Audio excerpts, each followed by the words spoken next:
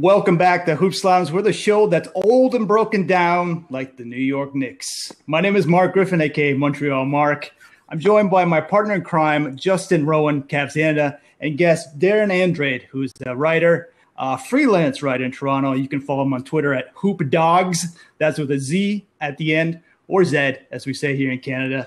Let's get started. The AllStar Game has been moved from North Carolina in 2017 by Adam Silver, likely going to New Orleans. The issue is state law, anti-discrimination protection against the gay, lesbian, bisexual, transgender community, most notably banning transgender people from being in public bathrooms. Very interesting time we're at in the sports world. Darren, what do you think about this move? Well, I think it was necessary. You consider that Adam Silver, since he's taken on office, is basically, gone for the cycle in terms of, representing these issues in a positive way, in terms of progression with the league. And they've been the forefront, the NBA, because of him at some of these issues. So I agree with the decision. I know there's a lot of fury about, does the NBA have the right to stick their nose into the politics of a local region? But listen, they've been backing their players for so long in terms of these stands that they've been taking. It's about time that they got some of this public support behind some of the issues that clearly affect them and their junior league, the WNBA. So they've got a lot of political issues that face their players. And so they're sort of obligated to respond in this way. Mm-hmm. We'll get to the WNBA in a few minutes. I want to read something from the governor of North Carolina. He says this decision is by a sports and entertainment elite organization, elitism, basically. They're imposing their will by bypassing the democratic and legal process.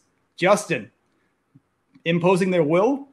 They can do whatever they want. You know what? The NBA has always been at the forefront of so many of these social issues. You have very outspoken players that are very socially conscious. That's a big thing with the star players. You saw at the ESPYs with the Banana Boat Friends getting up there and speaking towards the Black Lives Matter movement. This is a socially conscious league, and I completely agree with Darren. Adam Silver has got out in front of these issues in a way that David Stern, for as great of a job as he did, I don't necessarily know if he'd be getting out in front of stuff like this. As an NBA fan, I'm proud to call myself an NBA fan because of the way that Silver has handled issues that have come up, especially this one as well. I really don't care what the governor has to say. Adam Silver opened this up to Charlotte that not next year, because next year's spoken for, but 2019, if they make the proper corrections, and they've already reformed some of the laws, I believe you can't fire somebody now for being transgender. They amended some of those laws, but if they get it to the point where it should be, if we're living in progressive society, Charlotte will once again be eligible to host the All-Star Game in 2019, which I mean, North Carolina, it's a hoops crazed state. It deserves that for the All-Star Game. The fans didn't deserve this. But at the same time, you need to make a statement. You need to put pressure.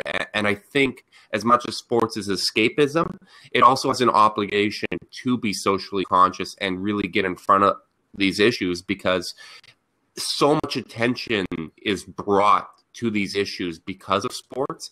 And I think this is it was a great opportunity for the league, and I think they handled it perfectly. One North Carolinian who's been very, very quiet on this subject, Darren, it's been Michael Jordan. Yeah. What do you think he's thinking right now? Republicans buy sneakers too. Yeah. Michael Jordan's always been a businessman.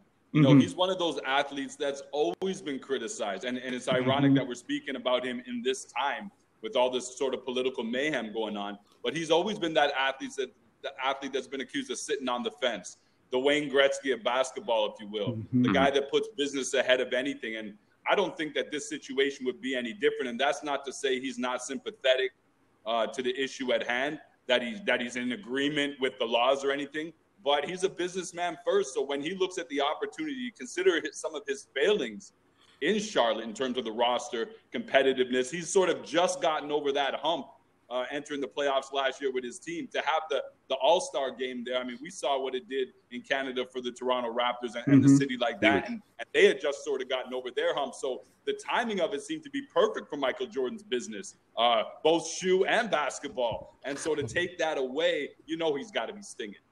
I'm just noticing Darren now has Michael Jordan in the background of a shot. And you can't escape him.